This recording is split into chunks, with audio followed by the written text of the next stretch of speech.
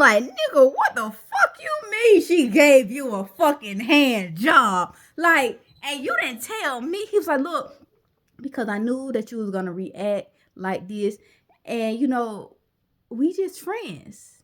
And then it dawned on me. I'm like, you're right. We are just friends. But at the same time, nigga, we not just friends. So it's like, it's one of those like, oh, kid, you want to be mad, but he's right. Y'all are just friends. Y'all are just friends. So it's like, So we end up getting back home.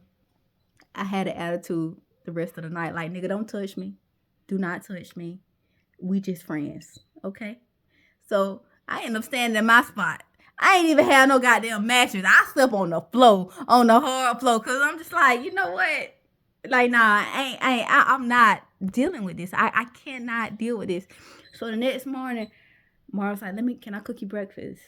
And I'm just like, you lied to me. Like, you lied to me. You had so many opportunities to tell me what happened, and you chose to wait until I asked you the questions. I'm like, that's the typical male. That's the typical male. But when it came to me, when something happened that I knew that you wouldn't like, I told you the moment it happened. So nobody else had the opportunity to tell you. But you sit up here, you waited. You waited a month to let me know that not only were you in a hotel room with your best friend, your tier 1 friend, it was only one bed in that room. So y'all slept together. Y'all cuddled together. Y'all kissed. And she gave you a hand job. Like, I cannot. How do you explain that? So he was like, look, can we just go for a walk? Can we go for a walk? Right, we're gonna cook. I'm gonna cook breakfast, and we just go for a walk around the park, like, please, so we can talk. I'm like, all right, cool. So he cooked breakfast, and then we ended up going to the park, letting the kids play in the playground while we walked around and had our conversation.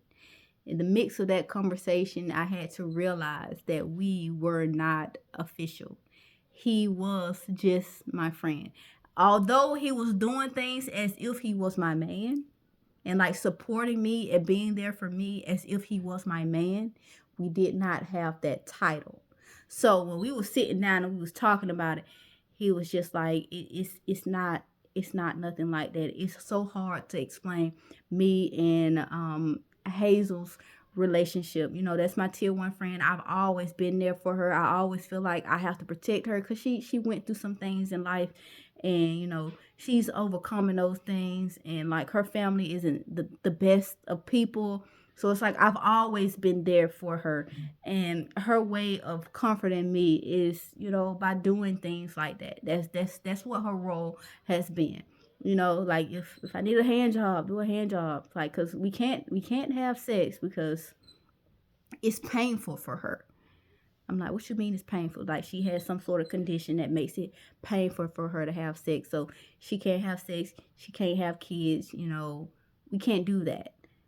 So I'm just like, but that doesn't make sense to me.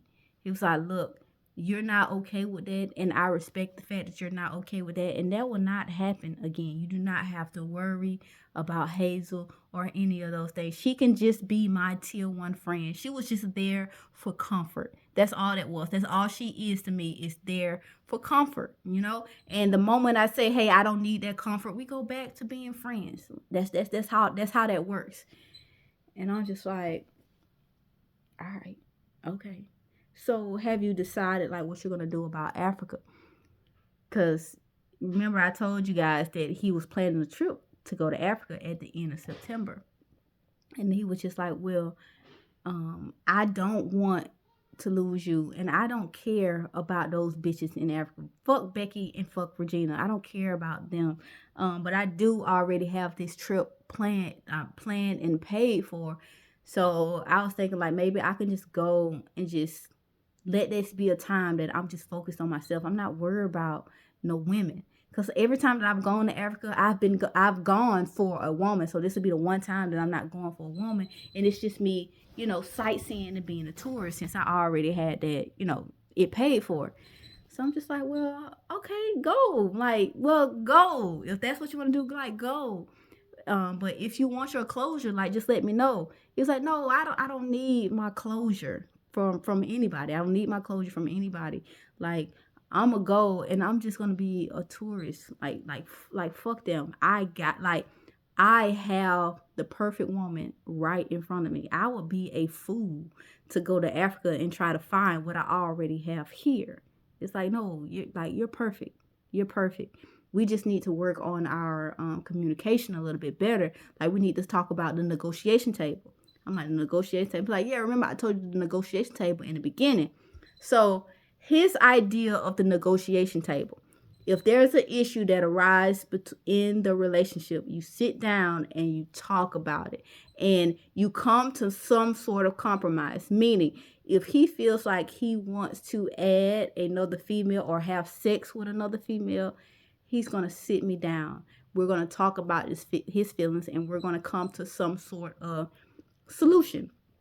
If I feel like I want to add a guy to the relationship, we're going to sit down at the negotiation table and talk about that and come to some sort of compromise, because at the end of the day, we need to address the feeling that's causing these change, and we need to compromise about these change. We don't need to dismiss, anything. We just need to talk about it. So that's the negotiation table.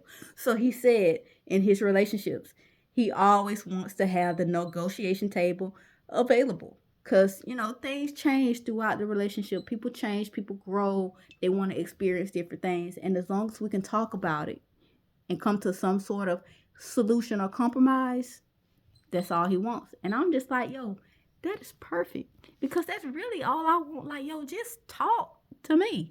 If something changes, let me know so I can try to understand and we can try to fix it. So in my mind, I'm like, that is perfect. Perfect. So I'm telling him, like, look, if you want that closure, like, go to Africa, get your closure. And he was like, yo, I'm still on the fence if I want to go to Africa or not. Like, we'll see. I don't know if I'm still going to go or not. I don't know. But I may end up going. But I just want you to know that if I go, like, I'm not worried about a Becky. I'm not worried about a Regina. I'm really just focused on being a tourist and like taking it all in. And I'm just like, well, all right, okay. So as the days progress leading up to, him deciding if he's really gonna go to Africa or not, like, everything was okay. I still had my reservations because of the new information with the best friend or whatever. So I'm just like, but at the same time, he is not my boyfriend. We have not made it official. Yes, he met my people, but he met them because he was helping me move, and I haven't introduced him as a boyfriend. Yes, I have put him on my social media or whatever, but I hadn't said yo, this is my, boyfriend. And the reason behind that is because the moment I put him on my social media, my goddaughter had asked my best friend Jock if he was gay. And I had to explain to Jock and my goddaughter, nah, he not gay. He just do that lip thing all the time. I don't know why he do that little thing all the time, but he not gay. I literally had to explain why he not gay.